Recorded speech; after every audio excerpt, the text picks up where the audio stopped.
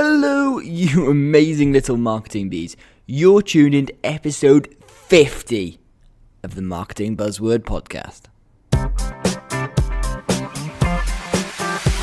This is the Marketing Buzzword Podcast, the podcast where we dissect the world's most common marketing buzzwords. Hold on tight. We are about to fly around the beehive to see the latest buzzwords that stuck to the marketing bees.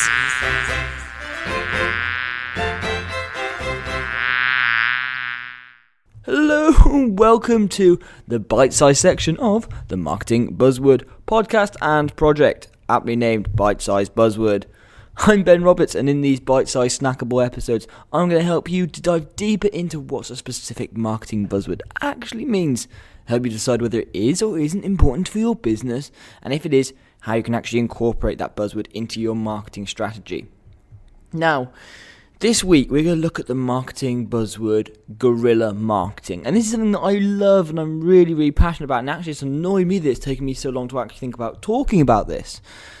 And in this episode, we're going to look at what guerrilla marketing really is, what some of the errors that are commonly made around it, some major advantages of it and how it can really work and sort of impact your business, how you can do it, so some of the different types of guerrilla marketing, and provide you some examples as well, so sort of get you thinking a little bit creatively yourself.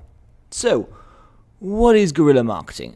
Essentially, guerrilla marketing is an advertising strategy that focuses on low-cost and unconventional marketing tactics. And the idea of that is it doesn't cost much, but it has maximum impact and yields huge results, be it in terms of brand awareness, sales, coupon uptakes, download, whatever it is, it's something that really captures the imagination. And it was first coined by a guy called J. Conrad Levinson back in 1984 now, and it's amazing that this is only a term really in the last sort of couple of years it's really come to the fore again, when advertising budgets are being squeezed and prices are going up again in terms of advertising. And he's in a book called Guerrilla Advertising. I know, shocking, right? Essentially, it is, the way it's set out is a little bit like guerrilla warfare, and the idea of it is it's supposed to it's basically looking at actually going underground and trying to do things that necessarily the big businesses wouldn't be able to do, trying to be nimble, trying to be sharp, it's almost that sort of quick in and out stuff that's really high impact. And basically it relies heavily on high energy and imagination, about taking the consumer by surprise, and creates an impression, social buzz, social sharing. It makes people think, something that stands out from the crowd.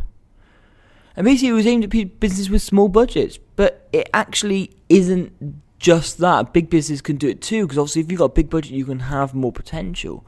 But as a small business, if you're thinking about guerrilla marketing, I'm going to show you some amazing examples and give you some ideas and maybe get your creative juices flowing.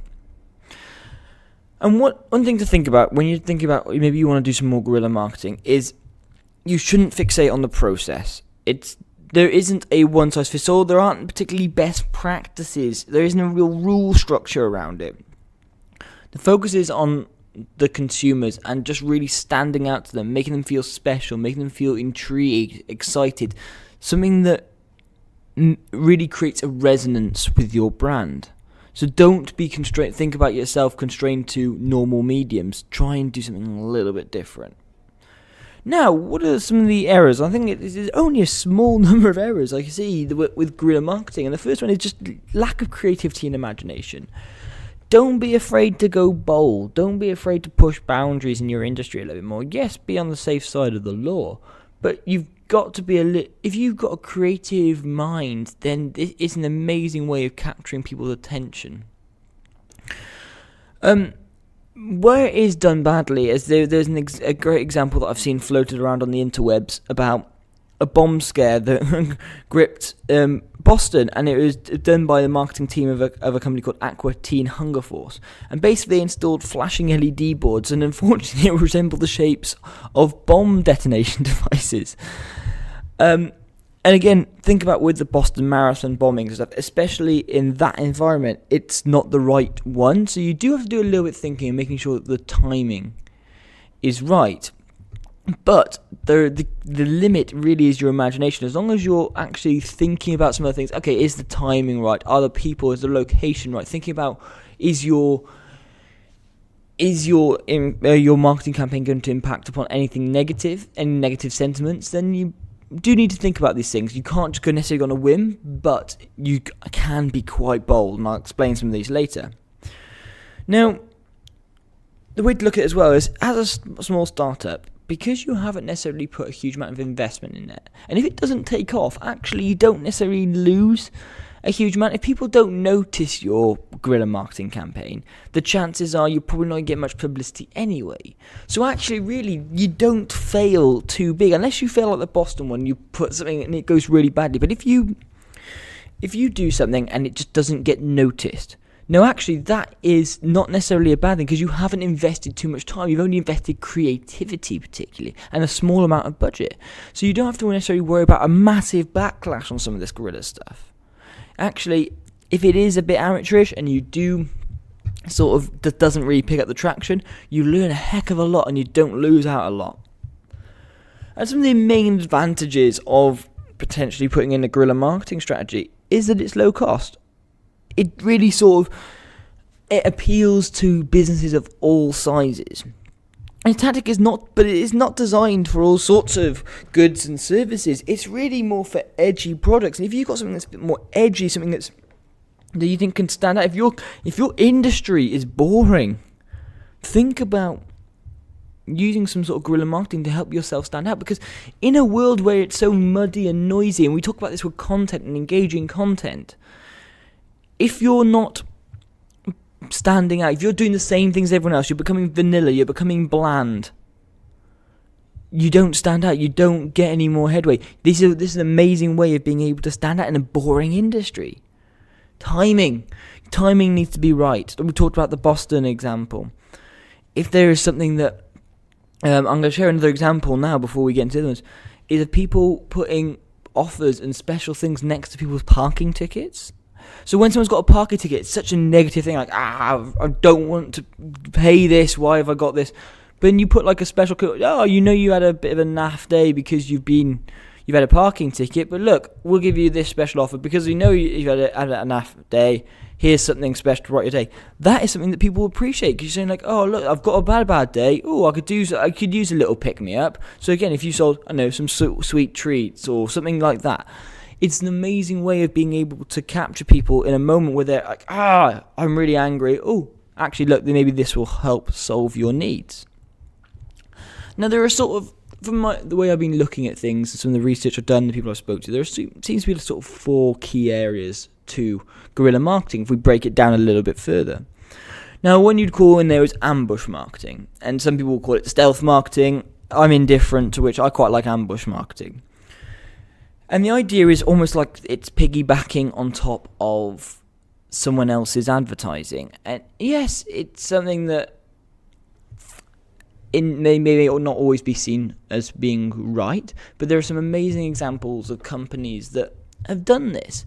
And again, if you are able to jump on a bandwagon and get a little traction from it by doing something a bit different, if the company that is advertising this whole campaign isn't doing anything about it, then maybe you need to stand out a little bit more from the crowd.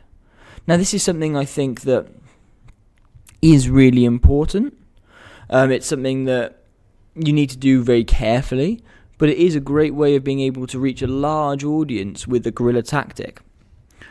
There's something called undercover marketing as well, and the idea of that one is you actually plant undercover people and mingle with prospects. So they do this a lot at events. And extend the marketing message of the brand under the pretext of regular interaction. So we see this a lot at big events, stuff where people walk around with just drink bottles, or they'll walk around with flyers, they'll do all sorts of different things while people are actually at the event. So it gets people to literally, bam, you're at this event and you're now in there. So people associate your brand with an event that's going on. Again, please be really careful about this. I'm not going and saying break the laws or rules in terms of some of these events, but if there's no sponsors and stuff in place, it's something to really think about. If people are already there, they're obviously interested in a subject that's potentially like yours.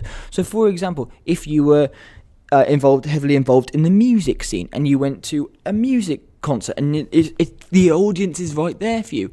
People, if you're a food product and you went around a food market, again, the audience is there. Be where your audience are. Disrupt that audience. Disrupt them. Make sure that they know and they're aware about you, because as soon as you stand out to them, they'll remember you. There's something called ambient marketing as well. And it's a bit more of an entertainment form. So again, signage, logos placed on or against unusual items, backdrops. And it's usually quite clever. I mean, I'm trying to think of the words. It utilises either something else that's already in place, or the objects themselves actually become a picture. So you see this, we saw this with advertisement in the Wii, where they used loads of post-it notes everywhere, and it made the pictures of the gorilla from, I can't remember which Nintendo game it is. But the idea is they use post-it notes to be able to create pictures. Another one I've seen, which is an amazing one, is those glass steins which you get with full of beer or lager. Well, actually, someone's used them on the glass door handles. You got those ones which have got like they come out like handles on a stein essentially, and they basically put the picture of the beer in the background. So every time you pulled on the door handle, it was like you were pulling on, or you were holding the stein, and obviously that stein had the logo of the brand on there. Something that really reinforce the message. It's something you notice, because you always look when you go to grab a handle, you look at the handle, and then in the background you see this beer stein which has got the logo on it. Amazing way of being able to promote your brand. And the final one is experiential marketing. Now this is probably the hardest to find, and basically it's trying to create a close bond between a customer and yourself. So creating those experiences. That's an example I read about before, was about Disney having a show about a doctor, and basically about girls and boys bringing their dolls in. They had these little clinics set up within their shops, and the idea is they interacted with different toys in this shop environment, in this doctor surgery within a shop, because it got them to having more of an immersive experience. These are things you want to think about. Can you create a different immersive experience along the way?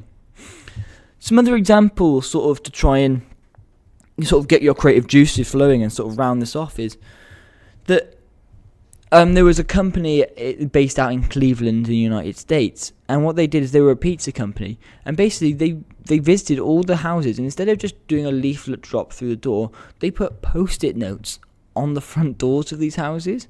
So actually when you come in and there's a post-it note on the front door, you really notice it more than it just ending up in a pile of letters in your letterbox.